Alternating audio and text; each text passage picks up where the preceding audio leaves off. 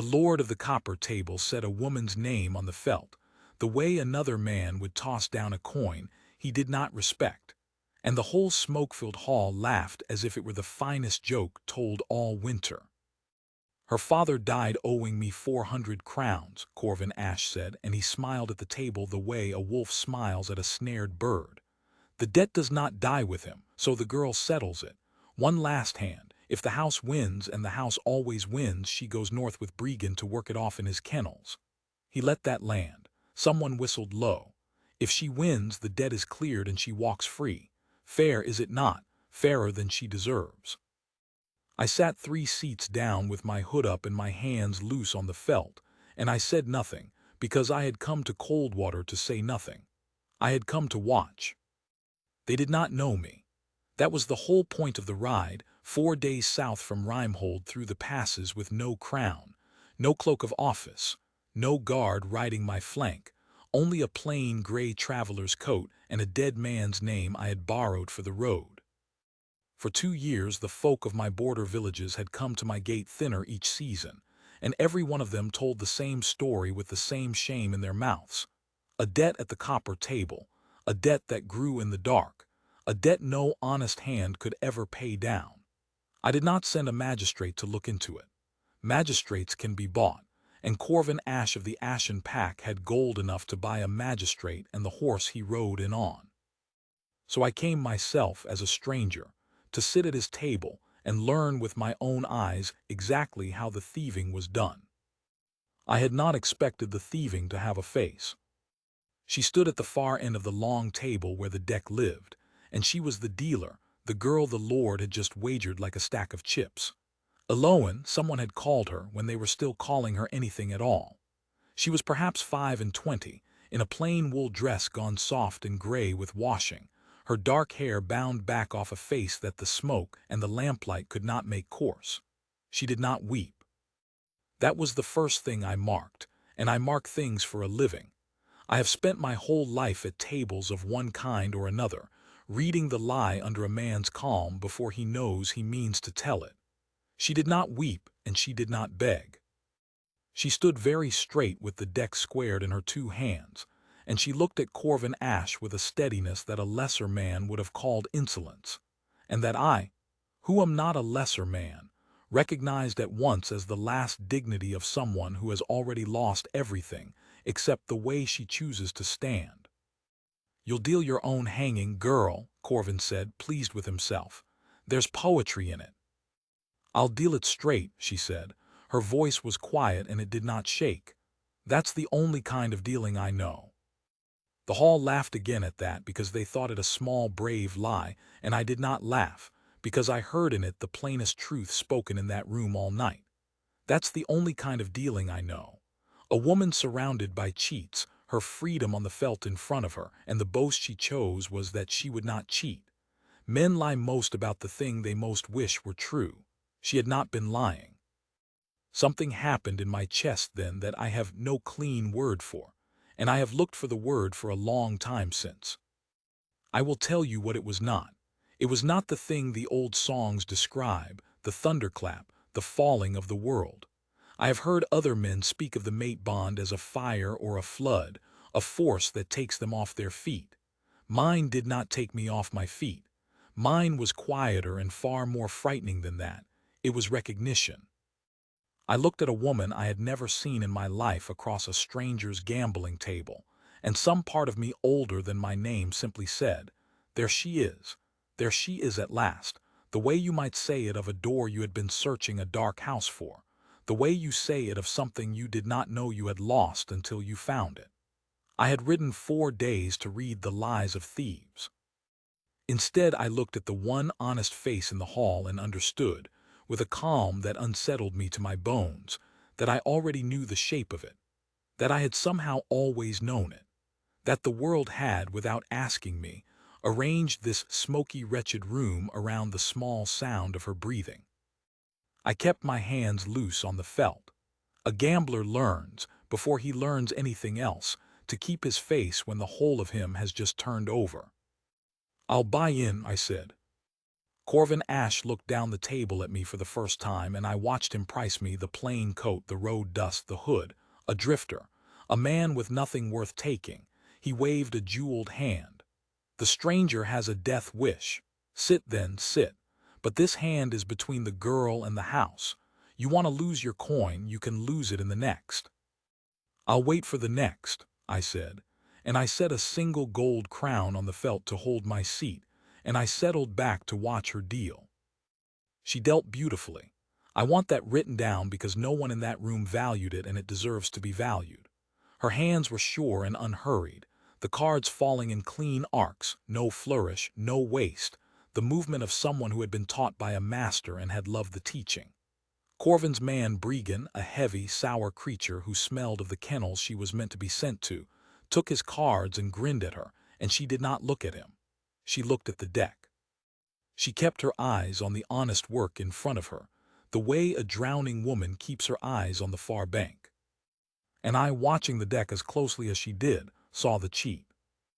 It was well done. I will grant the Ashen Pack that much. Whoever had prepared that shoe of cards had a real craft. The backs were marked, but not with the crude nicks a novice uses.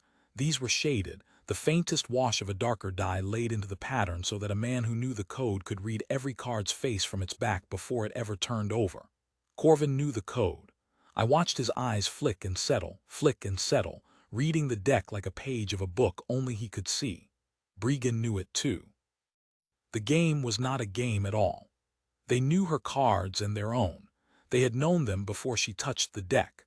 The whole performance of the wager, the poetry of the girl dealing her own doom, was a thing that had been decided in a back room days ago and dressed up as chance for the pleasure of the crowd. She could not win. She had never been able to win. The freedom he had dangled in front of the hall was a freedom the marked cards had already eaten. And here is the thing I understood next, the thing that finished whatever the first look had begun. She knew. I saw it in the smallest tightening at the corner of her mouth as she read the third card off the top. A woman who dealt as well as she did could feel a shaved deck the way you or I feel a stare that is not the right height in the dark. She knew the cards were marked. She knew she was dealing her own defeat. And she dealt it straight anyway. She did not palm a card to save herself. She did not bottom deal, did not switch the shoe, did not take the one small dishonesty that would have bought her a chance at her own life. She had said she would deal it straight, and she was dealing it straight, into her own ruin, in front of a hall of people who had already sold her. I have commanded warriors. I have watched brave men do brave things on cold fields, and I have honored them for it. I had never, until that night in that low room, seen courage like hers. The courage that has no witness who will thank it. The courage of staying honest when honesty costs you everything and buys you nothing at all. The hand played out the way marked cards always play out. Bregan turned 3 kings. Eloan's honest cards lay honest and losing on the felt. The hall made the soft, ugly sound a crowd makes when it has been promised a cruelty and is given it. There now, Corvin said, rising, spreading his hands to his audience. The house always wins. Fetch her cloak, Bregan, it's a cold ride to the kennels. Deal me in, I said. The room went quiet in the particular way a room goes quiet when a stranger says a thing strangers are not supposed to say. Corvin turned. The good humor was still on his face, but it had gone thin at the edges, the way a frozen pond is still a pond right up until it isn't. The hands finished, friend. Start another. I lifted my head enough that the lamplight found my face under the hood, and I let him look at a man who was not afraid of him, which I think unsettled him more than any threat could have. You said the next hand was mine. I've a great deal of coin and a long, dull night. Let the girl deal me a game. I turned my eyes to her for the first time openly, and I saw her look back at me with a wary, exhausted confusion.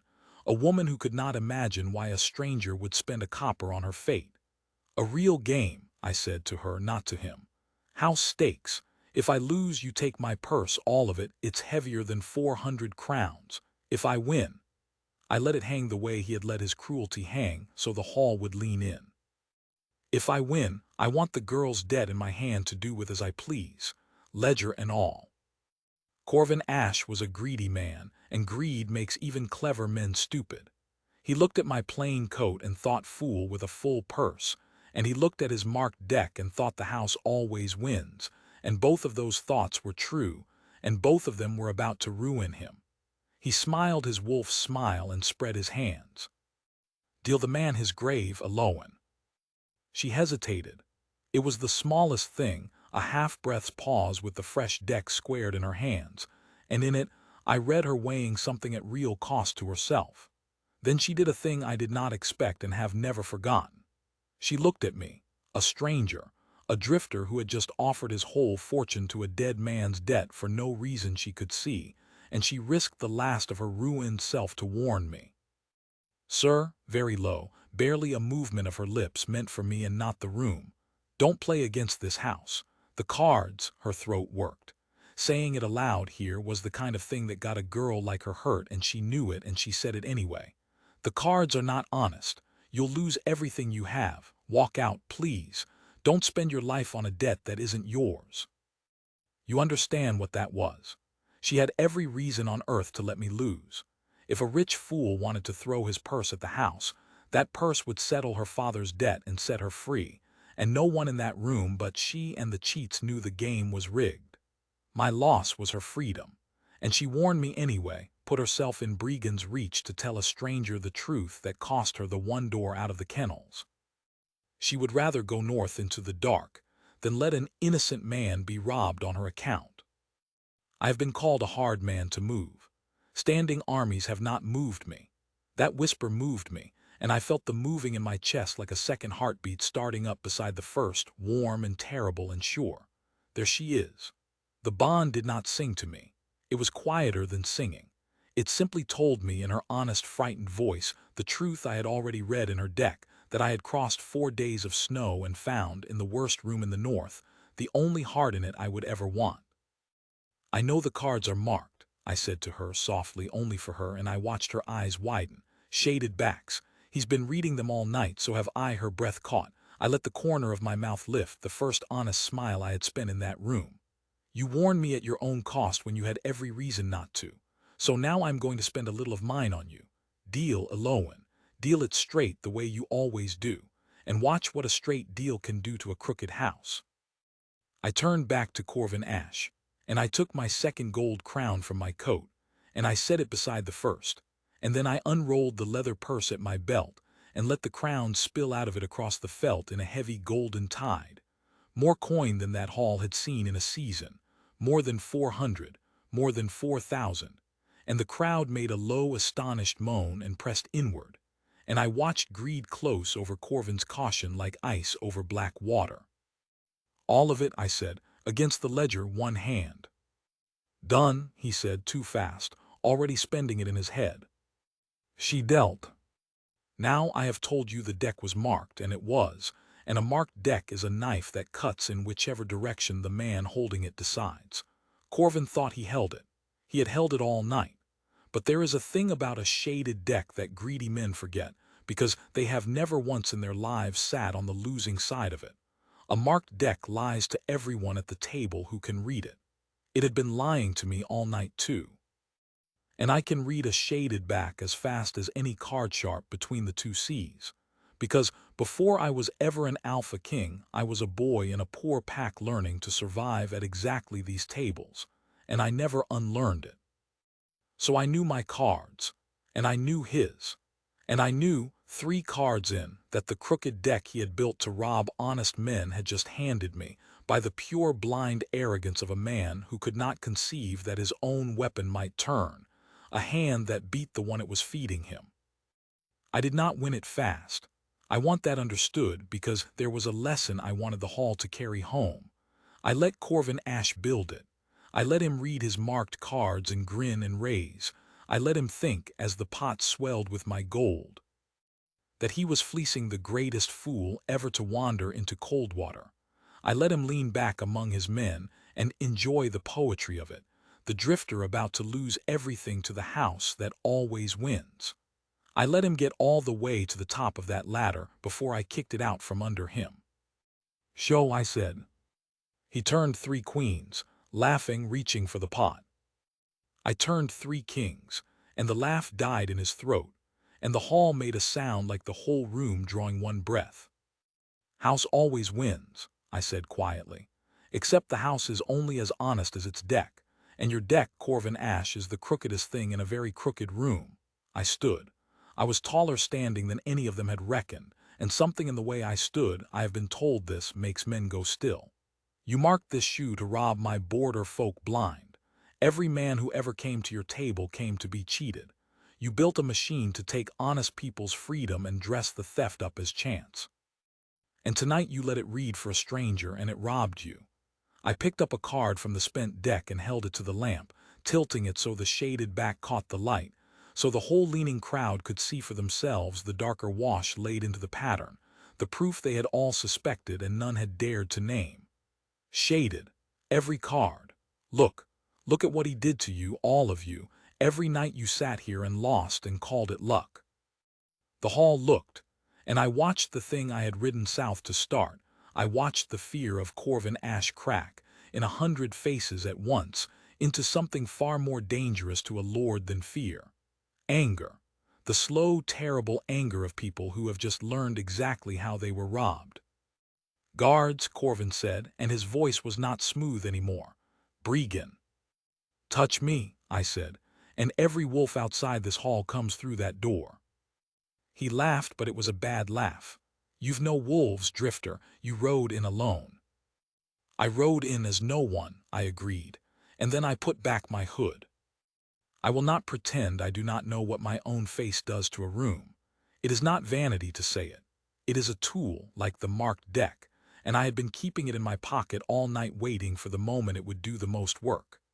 There is a look I have the old blood shows in the eyes, they tell me, a wolf's gold banked low, and I let it show now, full, unhidden, the thing I had crossed 4 days of snow keeping folded away.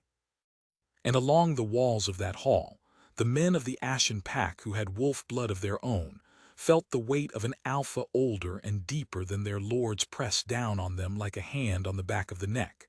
And one by one, not choosing to, unable not to, they bent their heads.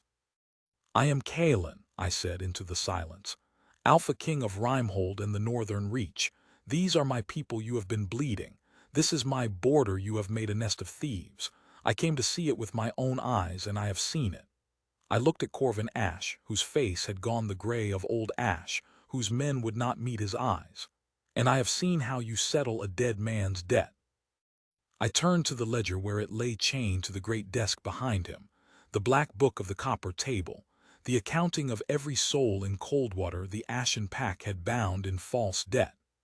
I broke the chain off the desk with one pull, because I was angry, and I am strong when I am angry, and I carried the ledger to the great hearth at the end of the hall where a low fire burned. Eloan, I said, come here. She came slowly, still holding the honest deck she had dealt me with, her eyes moving between my face and the ledger like a woman afraid to believe the shape her night was taking. Up close she was even more herself, the tired courage of her, the dark, honest eyes, and there, when she turned her wrist to steady herself against the hearthstone, I saw it. A mark, pale as an old scar and shaped like nothing a scar is shaped like, a thin, curved line like the horn of a young moon, high on the inside of her wrist. She had likely carried it her whole life and thought it a birthmark, and hidden it out of an old habit of hiding, the way she hid everything, the way a scorned girl learns to make herself small.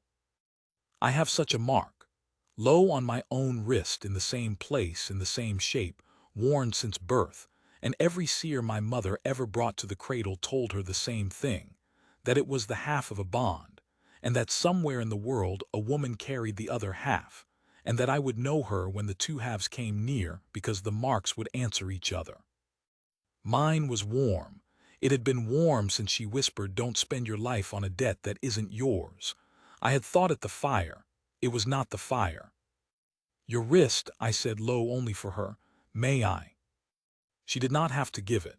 I made sure she understood that in the way I asked, that a king was asking, not taking, that she could close her hand and walk out that door a free woman this very minute and owe me nothing, not thanks, not her wrist, not one moment more of a night that had already asked too much of her. She looked at me for a long moment, reading me the way she read a deck, and I let her read the whole of it, every card face up.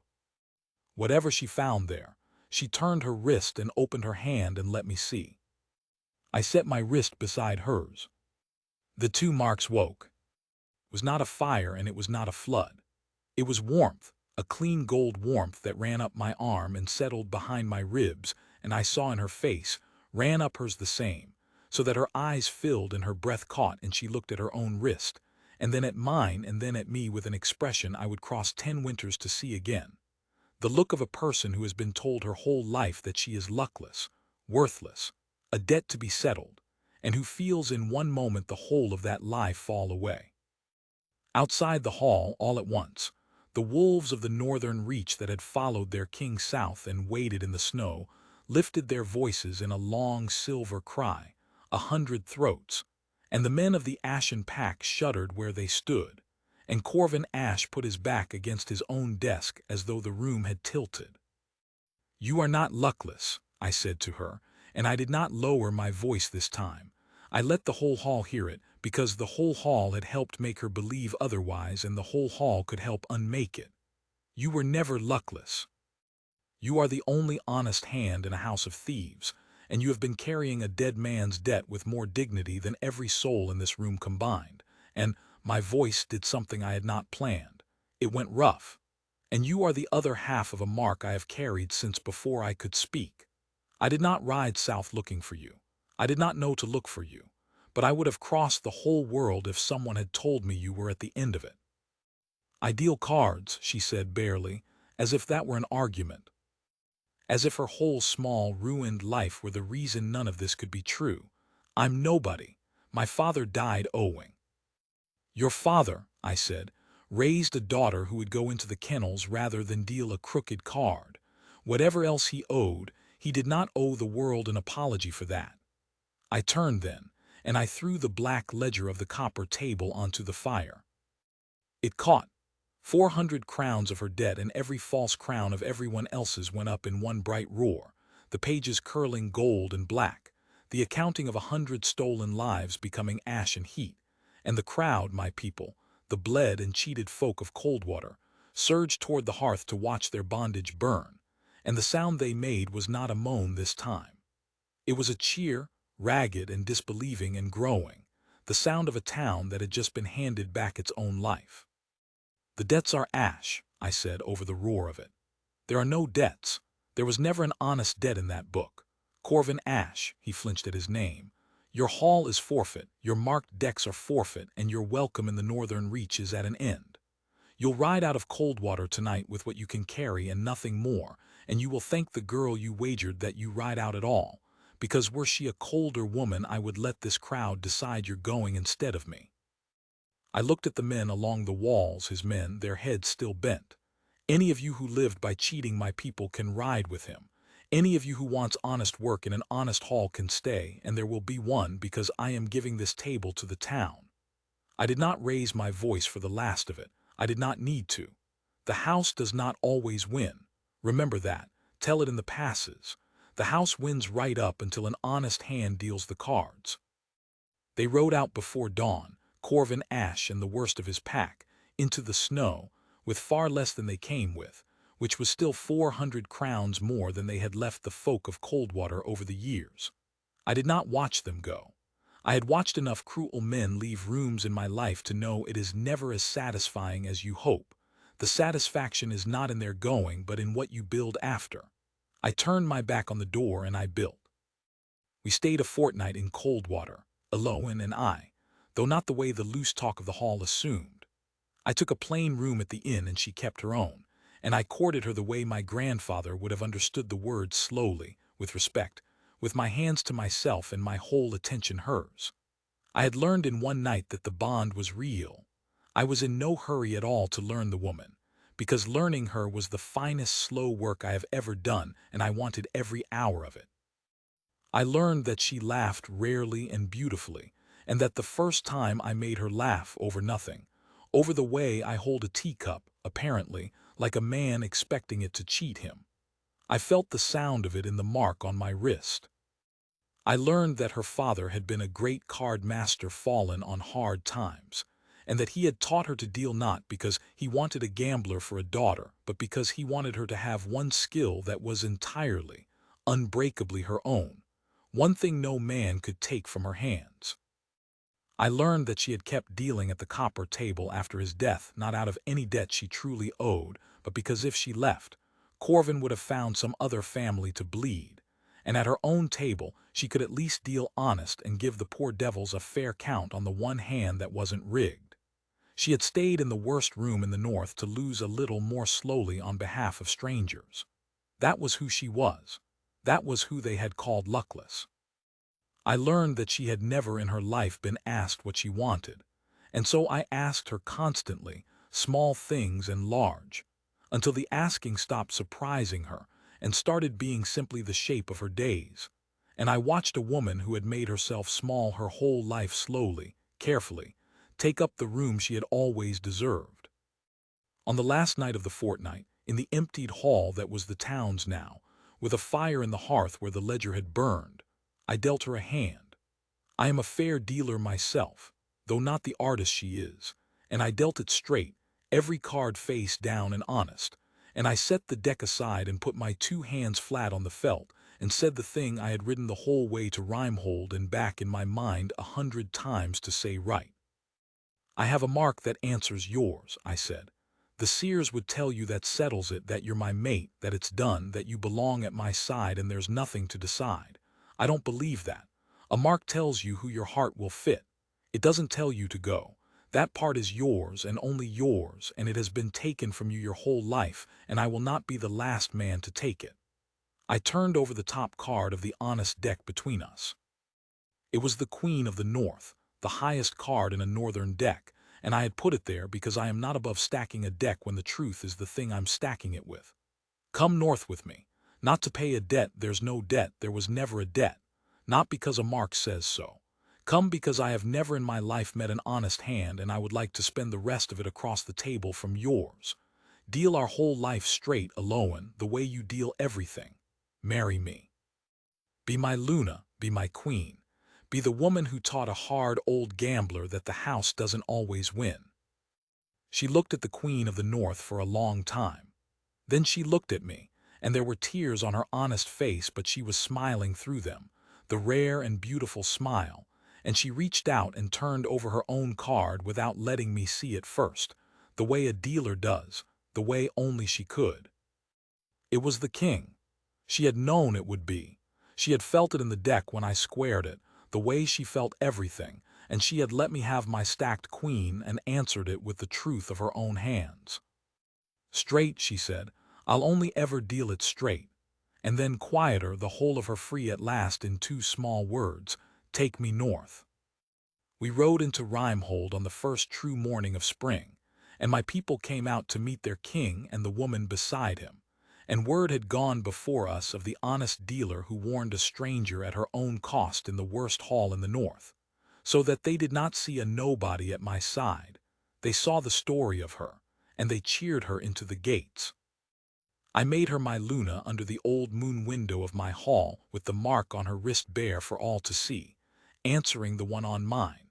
And if there were folk who remembered her father's name and his debts, no one in the north was fool enough to say so, because their king had burned that ledger with his own hands and everyone had heard how. But that is not the part I keep. The part I keep is small and no one sang of it. Years on now, deep into a good long life with her, I came down late one winter night and found my Luna at the fire with a worn deck in her hands, teaching our youngest to deal. The child's small, clumsy fingers spilled the cards everywhere, and Aloan laughed and gathered them and squared them and showed the count again, patient, unhurried, the way she does everything. And she was saying, lo, the thing her father must have said to her in some other cold room a lifetime ago. Deal it straight, little one, always straight. The house wins right up until an honest hand deals the cards, and then, my love, the honest hand wins everything. She did not know I was in the doorway. I did not tell her. I stood in the dark and watched the two of them by the fire, the honest hands, the whole of my luck. And I thought a hard old gambler who had read 1,000 lies and married the one true thing he ever found, that no man alive had ever been dealt a better hand than the one I drew the night I sat down at a crooked table to save my people, and rose from it having, without knowing to look for her, found her. There she was, there she had always somehow been.